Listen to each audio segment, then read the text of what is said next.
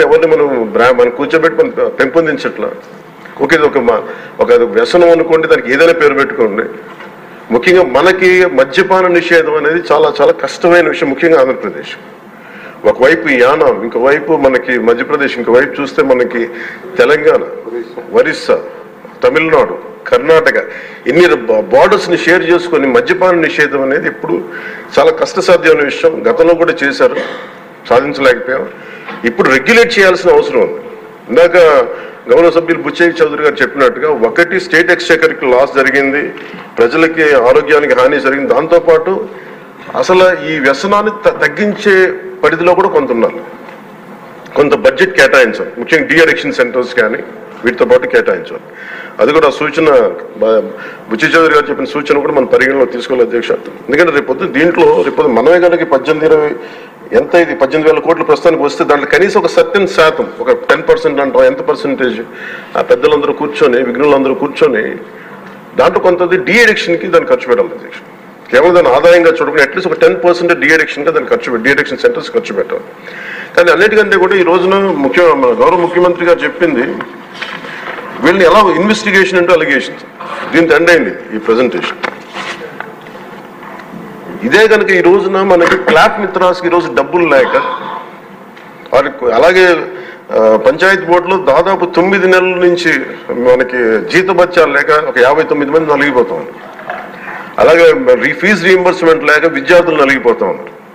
State ఎక్స్‌చెకర్లో డబ్బులు లేవు. కానీ అందరూ ఎన్ని కోట్లాది మంది జీవితాలతో ఆడుకుని వీళ్ళ చేతుల్లో మటుకు ఇన్ని వేల కోట్లు, దాదాపు విష్ణుకుమార్ రాజు గారు చెప్పినట్టు 30,000 కోట్లు వెళ్ళిపోయాయి. 18,000 కోట్లు ముందస్తుగా తెలుస్తుంది, కానీ ఇంకా లోతుగా చూస్తే అది చాలా పెద్ద ఇది స్కామ్, ఇది దోపిడీ. వీటిని కనుక మనం వదిలేస్తే, తప్పు చేసిన వాళ్ళని గత ప్రభుత్వం సంబంధించిన ఇది ఇట్స్ నాట్ అబౌట్ వెండెటా, పగా ప్రతీకారం కాదు, కానీ వీళ్ళని స్వేచ్ఛగా కనుక వదిలేస్తే, వాళ్ళ అదృష్టవశాత్తు ఈరోజు వాళ్ళకి లేరు.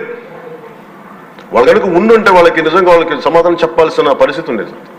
తప్పించుకొని పారిపోయారు వాళ్ళు, ఈరోజు తప్పించుకొని పారిపోయారు వాళ్ళు. We have to make them accountable అధ్యక్ష. వాళ్ళు we have to bring them into accountability.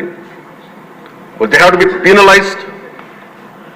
వాళ్ళు దయచేసి గౌరవ ముఖ్యమంత్రి గారికి నేను మీ తరపు నుంచి ఆయనకి తెలియజేసుకున్నాను అధ్యక్ష, దయచేసి వీరిని please we have to penalise them sir. వాళ్ళకి సరైన శిక్ష పడాలి సార్. వీళ్ళకి తప్పించుకోవడానికి కుదరదు సార్. ఏదంటే రేపు పొద్దున ఒక ట్రాఫిక్ కానిస్టేబుల్కి బలం ఇవ్వాలి అంటే ఆపగలగండి. వాళ్ళు ఏమంటారు సార్ లోపల, నేను చిన్నపాటి కానిస్టేబుల్ అయితే నాకేమనిపిస్తే, మీరు పెద్దోళ్ళు అయితే వదిలేస్తారు, మమ్మల్ని అయితే పట్టుకుంటారంటారు సార్. మనకు రూలింగ్కి, గవర్నెన్స్కి, అడ్మినిస్ట్రేషన్కి నైతిక బలం పొందు అధ్యక్ష.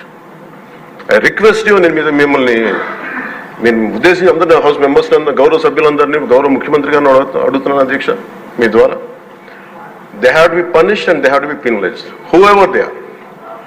ఇది వెండెటా, పగ ప్రతీకారాలతో కాదు, కానీ we promised that we will bring back accountability. We promised we are going to give a clean and clear governance. We have to live up to it. Thank you. ముఖ్యమంత్రి గారు సార్, ముఖ్యమంత్రి గారు సమాధానం sir.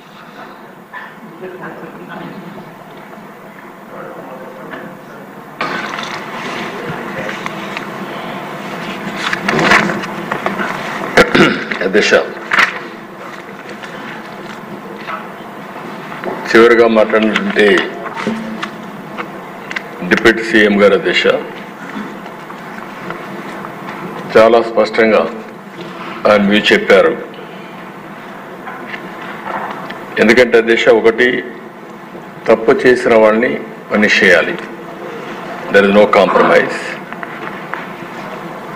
రెండోది, ఇప్పుడే విష్ణుకుమార్ రాజు గారు కూడా నేను చెప్పిన ఫిగర్కి డిఫర్